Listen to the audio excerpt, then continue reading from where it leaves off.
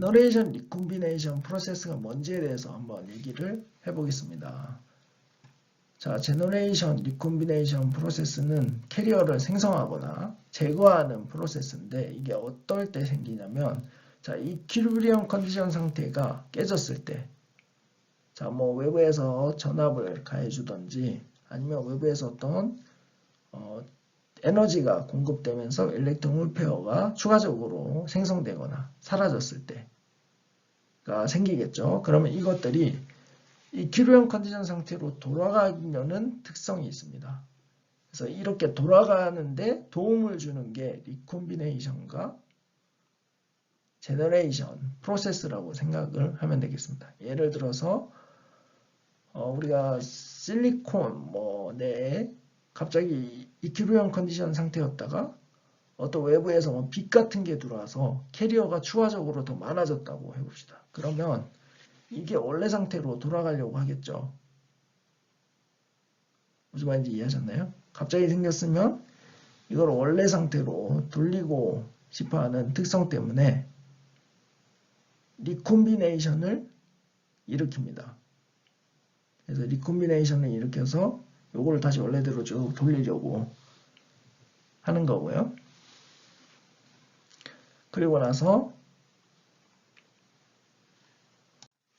이게 어느 정도 안정화가 되겠죠. 이걸 완전히 제거할 수는 없으니까요. 예를 들어서 제가 계면에서 이렇게 이퀴리브리엄 컨디션 상태의 it들을 이렇게 일정하다고 해보죠. 그러다가 이쪽 계면에서 빛이 들어와서 캐리어 농도가 좀 높아졌다고 합시다. 그럼 이거를 되돌리기 위해서 리콤비네이션 프로세스가 발생을 합니다. 발생을 하지만 이 리콤비네이션 프로세스가 발생을 하다가 어느 정도 이제 뭐라고 해야 될까요? 안정화가 되면 이렇게 조금 낮아지겠죠.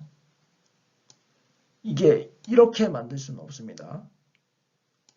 요거는 꼭 기억을 해주셔야 되고 어쨌든 그거를 원래 상태로 되돌리기 위해서 이러한 리콤비네이션이나 제너레이션 프로세스가 일어난다라는 개념을 가지시면 되고 제너레이션은 일렉트론과 홀을 만드는 거, 리콤비네이션은 없애는 거라고 생각하면 됩니다. 여기 적혀 있죠. 일반적인 반도체 소자는 논 이퀴리브리엄 컨디션에서 존재하기 때문에 반드시 리콤비네이션, 제너레이션 프로세스가 발생을 하고 디바이스 특성, IV 특성을 얘기하는 거죠. IV 특성을 결정할 때 중요한 역할을 한다라는 얘기입니다. 그래서 실제 디바이스 시뮬레이션, 소자 시뮬레이션 할 때도 이 리콤비네이션, 제너레이션 모델을 정말 잘 사용을 해야 실제와 같은 IV 커브가 나올 수가 있는 거죠. 자, 그럼 본격적으로 이퀴리브리엄 컨디션이 아닐 때의 제너레이션 프로세스와 리콤비네이션 프로세스 종류에 대해서 알아보겠습니다. 첫 번째로 다루는 게 지금 다이렉트 제너레이션이죠. 자, 밴드 투 밴드 제너레이션이라고 하는 건데 쉽게 말해서 여기 잘 적혀 있습니다. 일렉트론이 밸런스 밴드에서 컨덕션 밴드로 익사이티드, 역이된다고 하죠. 어떤 에너지를 받아서 바로 다이렉트로 올라가는 것을 얘기를 합니다. 그 종류가 두 가지가 있죠. 열에 의한 것과 빛에 의한 게 있는데 다이렉트 서멀 제너레이션, 서멀 에너지를 이 밸런스 밴드에 일렉트론이 받아서 컨덕션 밴드로 올라가서 그에 상응하는 홀이 여기에 생기게 되는 거죠. 밑에 요 경우가 있겠고 그 다음에 라이트, 포톤이죠. 포톤의 에너지를 가지고 있죠. 이 포톤이 만약에 밴드갭보다 큰 에너지를 가지고 있다. 그런 빛이 들어오면 그 에너지가 전달이 돼서 밸런스 밴드에 있는 일렉트론이 컨덕션 밴드를 여기야 되고 그에 상응해서 밸런스 밴드에 홀이 생성되게 됩니다. 근데 빛의 경우에는 잘 기억해야 될 게 에너지가 그러니까 빛의 포톤의 에너지가 에너지 밴드갭보다 작으면 일렉트론 홀 페어를 생성을 할 수가 없습니다. 서멀 에너지의 경우도 똑같겠죠. 똑같지만 빛의 경우에 그렇게 되면 그냥 투과가 일어나게 되는데 여기 보면 수식이 보면 포톤의 에너지가 파장에 영향을 받죠. 그래서 에너지 밴드 갭과 파장, 빛의 파장의 관계가 생겨야 되는 거죠. 완성된 일렉트론 홀 페어는 익세스 캐리어라고 하고 우리가 이렇게 수식으로 나타내는 것을 알 수가 있죠. 약간 포인트를 놓고 있습니다. 여기 N0, P0가 뭐라고 했었냐요? 이거는 이퀄리브리엄 컨디션일 때 일렉트론과 홀의 농도입니다. 여기에 추가적으로 빛이나 에너지, 열 에너지에 의해서 엑세스 캐리어들이 생기는 걸 이렇게 지금 표시를 한 거죠. M', P'. 이게 이제 엑세스 캐리어의 농도입니다. 그래서 전체 농도는 N은 N0 더하기 M'이 되고 P는 P0 더하기 P'이 됩니다.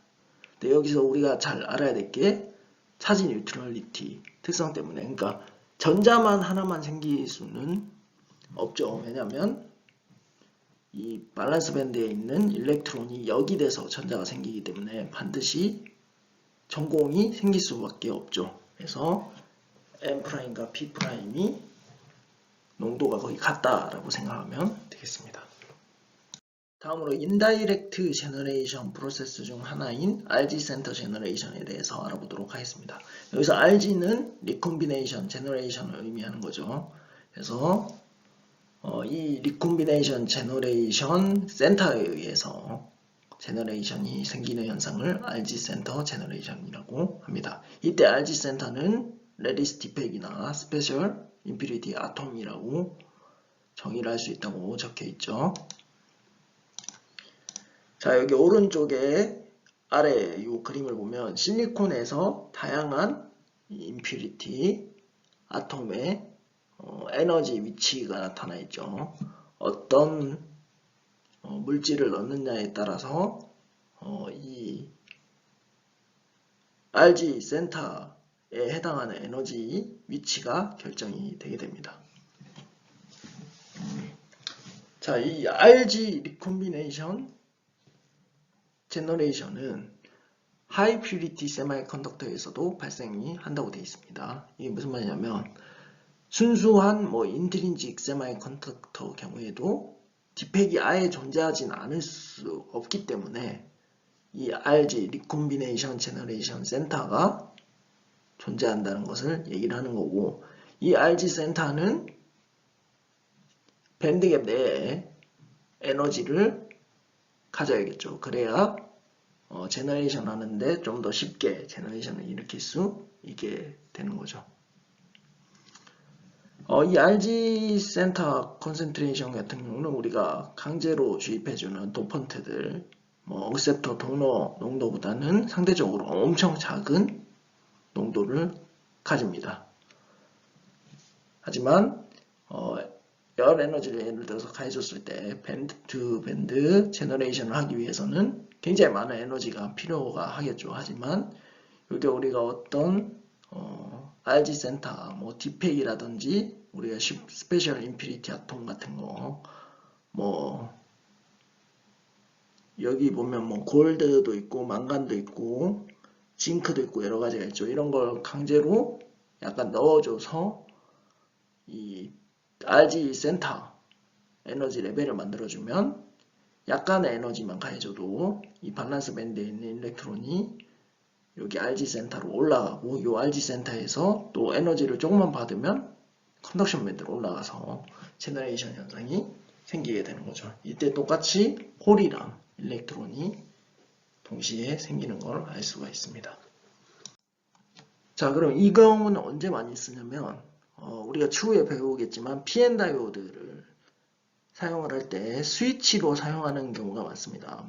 PN 다이오드는 디텍터, 그러니까 광 센서로도 사용할 수 있고 태양 전지로도 사용할 수 있고 용도가 다양한데 우리가 스위치로 이 PN 다이오드를 사용할 때 요 RG 센터, 그러니까 레디스 디펙이나 이런 거를 넣어주게 되면 어떻게 되나요?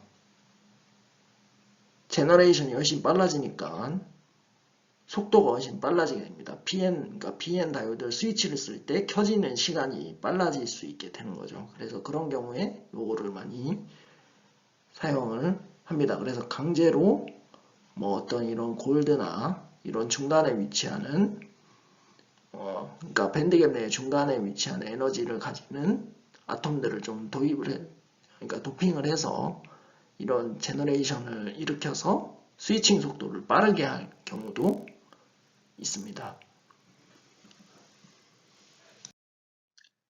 다음으로 인다이렉트 제너레이션의 두 번째 경우에 대해서 알아보도록 하겠습니다. 자, 인다이렉트 제너레이션 두 번째는 임팩트 아이오나이제이션이라고 되어 있죠. 임팩트 아이오나이제이션 뭐라고 써 있나요? Higher energy carrier collide with the crystal lattice and then generate electron hole pair라고 되어 있죠. 그러니까 쉽게 말을 하면 반도체 내에 어떤 전자가 있는데 이 전자가 엄청나게 큰 에너지를 받아서 이동을 하다가 크리스탈 레디스와 충돌을 하면서 일렉트론 홀 페어를 생성시킨다는 현상입니다. 좀 더 자세히 얘기해보자면 디스 프로세스가 뭔가요? 임팩트 아이오나이제이션이죠. 임팩트 아이오나이제이션은 일렉트릭 필드가 엄청나게 큰 영역에서 생긴다고 되어 있습니다. 이 아래쪽에 그림이 있죠. 여기 보면 밴드가 기울기, 그레디언트가 엄청 크니까 일렉트릭 필드가 크다는 걸 알 수 있죠. 이렇게 클 때 여기에 전자가 이 일렉트릭 필드에 의해서 가속이 아니고 움직이게 되는 거죠. 운동 에너지가 커져서. 그래서 운동하다가 크리스탈 레디스에 딱 충돌을 합니다. 충돌을 하면 어떻게 되나요? 이 전자는 에너지를 잃고 컨덕션 밴드 근처 쪽으로 떨어지죠. 그리고 이 크리스탈 레디스에다가 전달된 에너지에 의해서 일렉트론 홀 페어가 생성이 되게 됩니다. 그러니까 일렉트릭 필드가 엄청나게 크게 가해지면 이거에 의해서 일렉트론이 가속을 하게 되는 거죠. 에너지를 받아서 운동 에너지가 커지는 거죠. 운동 에너지가 커져서 가다가 크리스탈 레디스에 딱 충돌을 하면 그 에너지를 크리스탈 레디스에다가 전달을 해서 일렉트론 홀 페어를 생성을 시키게 되는 겁니다. 그래서 밸런스 밴드에 있는 일렉트론이 컨덕션 밴드로 올라가는 거죠. 그래서 이걸 에너지 밴드로 나타냈을 때는 그러니까 말로 하면 그냥 간단하게 우리가 그림을 그리면 여기 크리스탈 레디스 무슨 아톰이 있겠죠. 뭐 실리콘이라고 하거나 뭐 이런 것들이 있겠죠.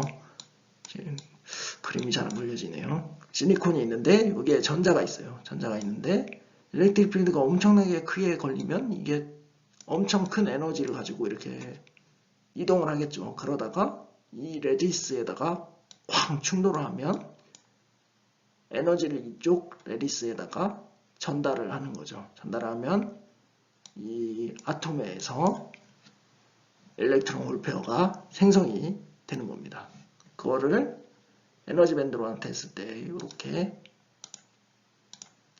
나타내지는 거고, 여기서 그림이 의미하는 거는 이제 일렉트릭 필드가 크게 가해지면 운동 에너지, 그러니까 이게 지금 에너지죠. 그러니까 이 컨덕션 밴드지만 요 위치들이 다 에너지 크기를 나타내는 거죠. 그래서 하이 일렉트릭 필드가 걸리면 전자가 이쪽으로 이렇게 이동을 하죠. 그럼 에너지가 상대적으로 크다는 얘기죠. 운동 에너지가. 그래서 운동 에너지가 커지다가 여기서 크리스탈 레디스와 딱 충돌을 해요. 충돌을 하면 이 전자는 에너지를 전달했기 때문에 이 컨덕션 밴드 근처로 이렇게 툭 떨어지는 거고, 그리고 실리콘 크리스탈 레디스에서 일렉트론 홀 페어가 생성되는 겁니다. 그래서 요거를 그림으로 이렇게 나타낸 거고요. 이거를 아이오나이제이션, 임팩트 아이오나이제이션이라고 한다고 기억을 하면 되겠고, 추후에 우리가 PN 다이오드를 배우게 되면 브레이크다운이라는 현상을 배우게 됩니다. 뭐 볼테이지를 걸어줬을 때 커런트가 갑자기 엄청나게 급격하게 증가하는 현상이 나타나게 되는데, 이렇게 나타나는 현상이 임팩트 아이오나이제이션이라는 인다이렉트 제너레이션 프로세스에 의해서 일어난다고 기억하시면 되겠습니다. 추후에 우리가 이거 PN 다이오드 배울 때 이게 뭐였는지 알면 좀 그 동작 특성을 이해하는 데 도움이 되니까 기억해 주시기 바랍니다. 자, 이제 리콤비네이션 프로세스를 알아볼까요? 리콤비네이션 프로세스도 제너레이션 프로세스랑 거의 비슷한데 반대라고 생각을 하면 되겠습니다. 그래서 첫 번째로 다이렉트 리콤비네이션이 있죠. 다이렉트 리콤비네이션은 밴드 투 밴드 리콤비네이션. 밴드 투 밴드 제너레이션과 똑같은 거죠. 여기에 일렉트론이 있는데 이 일렉트론이 에너지를 잃으면서 이 밸런스 밴드의 홀과 재결합을 하고 빛을 방출하는 게 밴드 투 밴드 리콤비네이션입니다.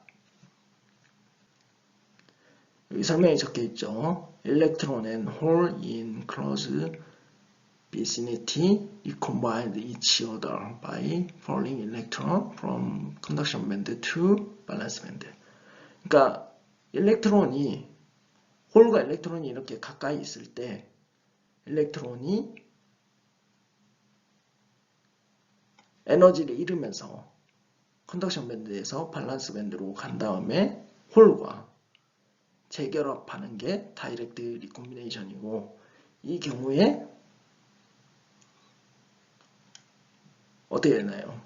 이 익세스 캐리어가 리콤비네이션 되면서 포톤, 즉 라이트, 빛을 방출하게 되는 거죠. 그래서 대부분 밴드 투 밴드 리콤비네이션이 일어나는 물질은 다이렉트 밴드의 매트리얼이라고 생각을 하면 되겠습니다. 그래서 뭐 갈륨 알사나이드라든지 인디움 포스파이드 이런 물질, 다이렉트 밴드계 매트리얼의 경우 이런 리콤비네이션이 일어나면서 빛을 방출을 하게 되는 거죠. 자, 뒤에서 배우겠지만 the probability of direct recombination is very small이라고 돼 있죠. 이게 무슨 말이냐면 indirect recombination과 비교했을 때 direct recombination은 상대적으로 일어날 확률이 낮다는 것을 얘기를 하는 겁니다.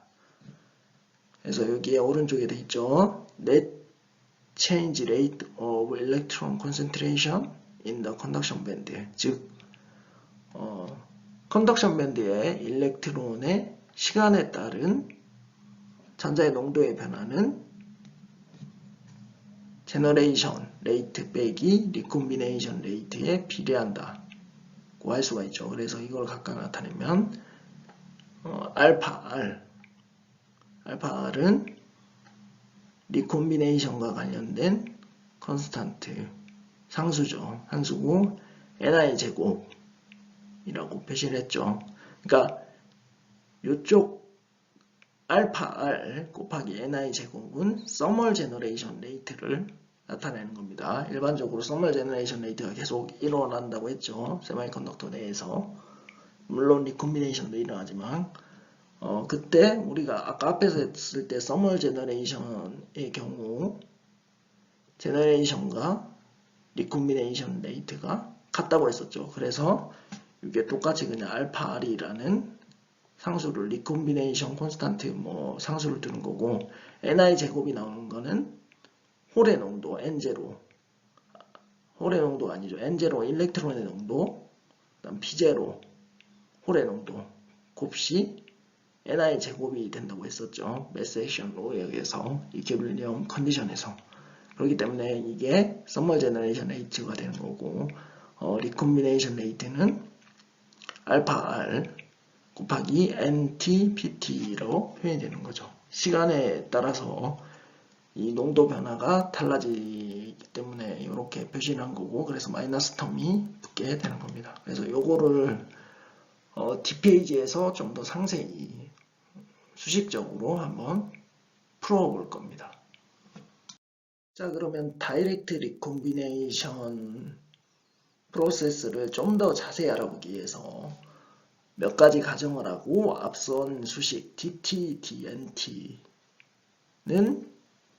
알파 R, ni 제곱, 마이너스 알파 R, NT, PT를 한번 풀어서 한번 알아보도록 하겠습니다.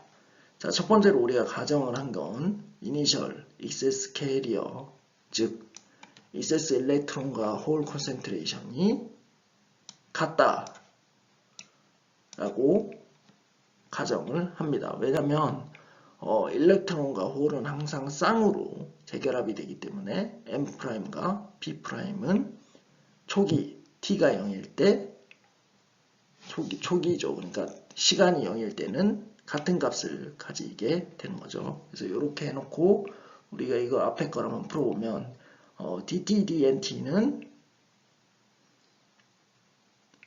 어떻게 바뀌나요? DTD N0 더하기 M'T죠. 여기서 N0는 이퀴리브리엄 컨디션 상태에서의 전자의 농도가 되는 거고 M'은 추가적으로 발생한 전자의 농도입니다. 이때 시간에 따라서 N0는 변화가 없죠. 미분을 했을 때 0이 되기 때문에 사라지고 여기 DT, D'T만 남게 됩니다. 자, 그리고 나서 알파 R 곱하기 NI 제곱 요 값은 당연히 시간에 대해서 변화가 없는 텀이죠. 서머 제너레이션에 의한 텀이기 때문에. 그리고 나서 원래 NT, BT가 있었죠. 시간에 따른 농도의 변화. 리콤비네이션, 그러니까 요 텀이 리콤비네이션 레이트 관련된 거라고 했었죠. 이때 원래는 NT, BT인데 이거를 풀어서 쓰면 N0 더하기 M'T, P0 더하기 P'T가 됩니다. 그래서 이거를 쭉 풀어서 계산을 해주면 일단 알파 R, NI 제곱은 사라지게 됩니다. 왜냐면 NI 제곱이 N0, P0죠. 그래서 알파 R, N0, P0 곱이 이게 빼주는 게 되기 때문에 사라지고 결국 마이너스 알파 R에 가로하고 N0 더하기 P0, M'T 더하기 M' 제곱 T가 되죠. 왜 이렇게 되냐면 우리가 M'이 P'이랑 같다고 했습니다. 초기 액세스 일렉트론과 홀 콘센트레이션. 그래서 P' 대신에 M'을 넣어주게 되면 이렇게 수식이 바뀌게 되는 겁니다. 자, 이 수식에서 만약에 우리가 몇 가지 가정을 한 다음에 이 리콤비네이션이 어떠한 현상을 보이는지 알아보도록 하겠습니다. 가정을 한 게 P타입 세마이컨덕터라고 가정을 했죠. 당연히 그렇게 되면 홀의 농도가 전자의 농도보다 높게 되는 거고, 다음 또 하나의 가정이 더 들어가죠. 로우 레벨 인젝션. 이 말은 뭐냐면 이퀴리브리엄 컨디션에서의 전자와 홀의 농도보다 지금 M', P', 그러니까 상대적으로 변화된 전자와 홀의 농도가 훨씬 작은 경우를 얘기하는 겁니다. 그러니까 기본적으로 도핑을 통해서 이루어진 농도라든지 그런 농도들보다 리콤비네이션 또는 제너레이션에 의해서 생긴 전자와 홀의 농도가 훨씬 작은 경우를 로우 레벨 인젝션이라고 하는 겁니다. 그래서 이러한 수식이 나오는 거고, 그래서 요 위에 수식을 다시 풀어서 쓰면 DTD N'T는 마이너스 알파 R P0 M'T가 됩니다. 즉 그 이유는 P0가 N0보다 훨씬 크기 때문에 여기에 무시가 되는 거고, 여기에 M' 제곱 T는 로우 레벨 인젝션이니까 작은 값을 가져서 제곱은 무시할 수 있게 되는 거죠. 그래서 이렇게 간략화되는 거고, 요거를 우리가 타우 n은 알파 r p0분의 1로 정의를 하고, 이거를 리콤비네이션 라이프 타임 또는 마이너리티 캐리어 라이프 타임 오브 일렉트론이라고 정의를 합니다. 그래서 2차가 아니죠. 미분 방정식으로 풀어지면 결국 M'T는 M'0, 이거는 상수겠죠. 상수 곱하기 익스포넨셜 마이너스 t 나누기 타우 n이 되는 겁니다. 자, 여기서 우리가 마이너리티 캐리어라는 개념이 처음 나왔죠. 이게 뭔지를 좀 알아보도록 하겠습니다. 자, 우리가 P타입 세마이컨덕터라고 정의를 했었죠. 그럼 P타입 세마이컨덕터에서 홀의 농도가 전자의 일렉트론의 농도보다 훨씬 크죠. 그러면 B타입 세미컨덕터에서 홀은 머저리티 캐리어라고 명칭을 붙입니다. 왜냐하면 P타입 세미컨덕터에서 주가 되는 캐리어이기 때문이죠. 만약에 N타입 세미컨덕터라면 머저리티 캐리어가 뭘까요? 일렉트론이 되는 거죠.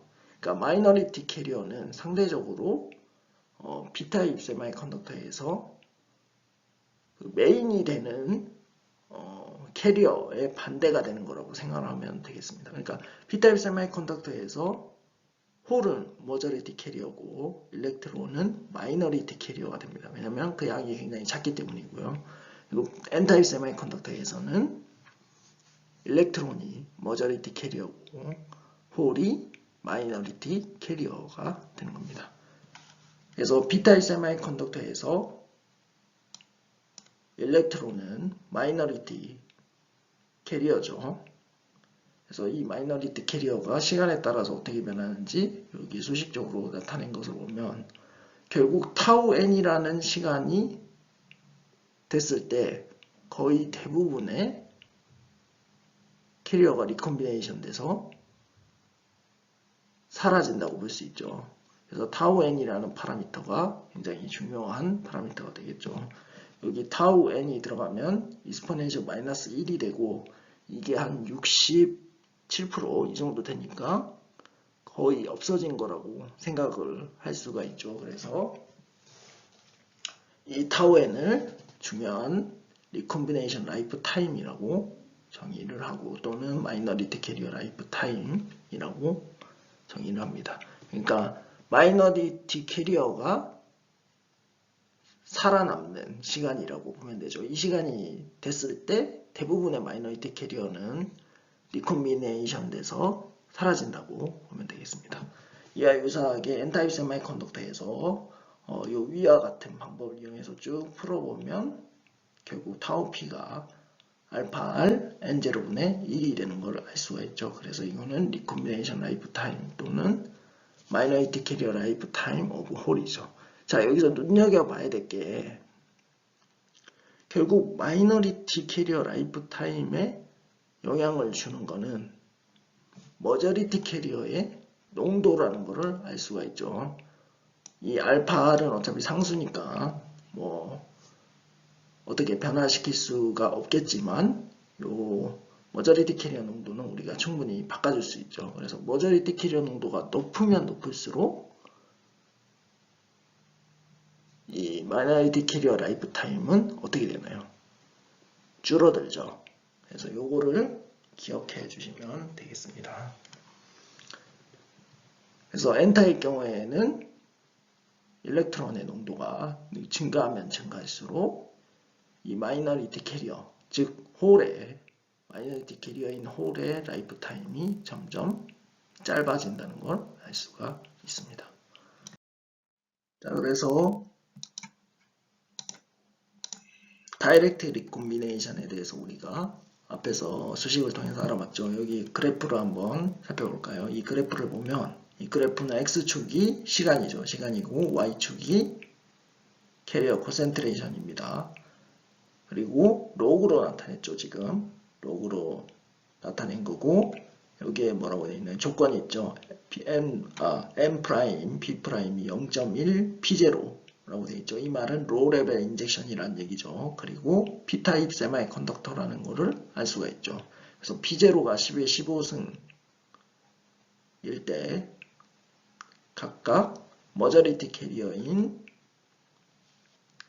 홀의 농도, 시간에 따른 농도 변화와 마이너리티 캐리어인 일렉트론의 농도 변화를 좀 나타낸 게 되겠죠. 여기서 M'은 10의 14승 큐빅 센치 제곱이라고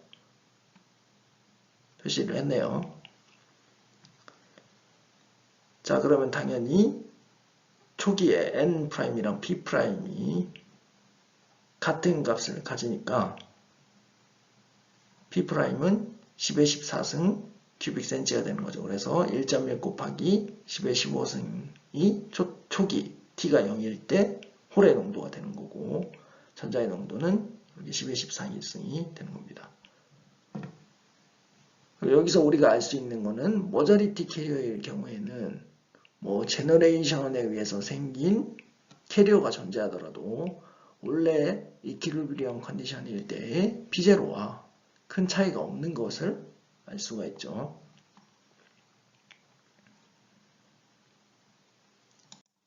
그래서 초창기에 약간의 변화나 좀 떨어지는 변화만 있고 거의 11.15성이 유지가 됩니다. 반면에 마이너리티 캐리어 같은 경우는